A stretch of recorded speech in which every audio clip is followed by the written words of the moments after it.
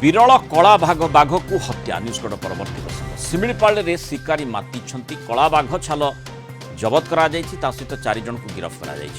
Master mind किंतु घटनार फेरार हो जाइए। शिमिपाल व्याघ्र संरक्षण प्रकल्प अधीन डुकुरा वन्यप्राणी वनांचल बणियादर एवं दुबला खुंटा अंचल यही 4 शिकारी को गिरफ्त करिछि वन विभाग। पूर्व बाघ नख और दांत जबत सह 2 जन को गिरफ्त करा रिमांड रे आनी पचराउचरा करबा परे एही सफलता मिली। गिरफ्त 4 शिकार हेले तेंतला गाँवर आजम्बर नायक, पीताम्बर नायक, राम नायक और पाटसानीपुर गाँवर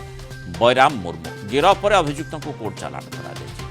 किंतु जेतेबेले आमे देखू जे कला बाघ विरल प्रजातिर जहाकु नहीं शिमिपाल खूब प्रसिद्ध आउ लोकंकर गोटे आग्रह रही था जे शिमिपाल रे कला बाघ देखिबे आउ एमिति मध्य वन विभाग जो लक्ष्य रही कला बाघ को केमती संरक्षित करी रखा जाई पारिबो एही उद्देश्य गोटे बृहत्तर उद्देश्य जेतेबेले साधन करिबा पई वन विभाग चेष्टा करूची से समय रे एभली गोटे अघटन बोली जहाको आमे कहि पारिबा सूचना आसुची आउ निश्चित तापरे रोक लागिबार आवश्यकता रही से दिगरे व्यापक पदक्षेप कौन हो पारे से संपर्क में आमे एठी आलोचना करबा। आम सहित मयूरभंज ब्यूरो हेड सत्यजित सोम जोड़ी होती। सत्यजित स्वागत करी। सत्यजित जो भाई भाव में आम देखुचे जे कला बाघ को हत्या जो आज दिन में जदि देखा गोटे जमती सूचना अच्छी नंदनकान धला बाघ छुआर मृत्यु घटी एपटे कला बाघ को हत्या करा जाइछि शिकारी माने हत्या करिसथि ए प्रकार सूचना आसी निश्चय ये गोटे कला बाघ को संरक्षित करबा पई जो उद्देश्य रही ता उपरे कुठाराघात बोली कहाजिबो। निश्चित भाव देखते मूल आम कह प्रथम थर पर एक बड़ अघटन शिमिपाल जहाँ सूचना आसूची कि कला बाघ को हत्या करी तार चमड़ा बिक्री करने शिकारी मैंने रखी थे। निश्चित एक बड़ खबर कह जेहेतु कि आम शिमिपाल कला बाघ समग्र विश्व प्रसिद्ध और जो कला बाघ को नहीं शिमिपाल आज गर्वित से कला बाघर वंश किभली वृद्धि करा संरक्षित रखा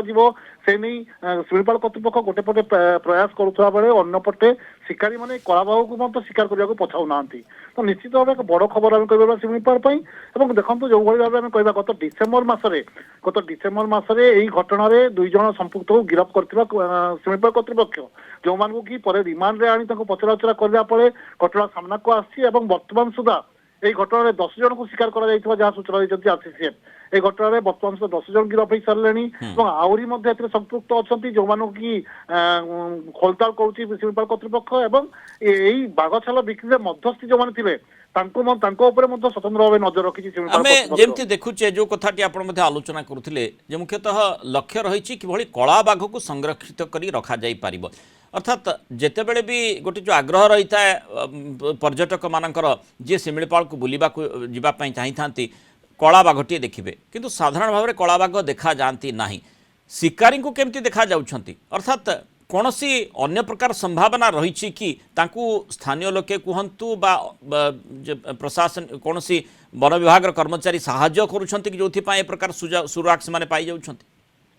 देखो आम कह शिमिपाल एक प्रकार शिकारी चलाभुई पलटि जाता आम कहीपर गत 2 वर्ष धरी जो प्रयास प्रथम बंदूक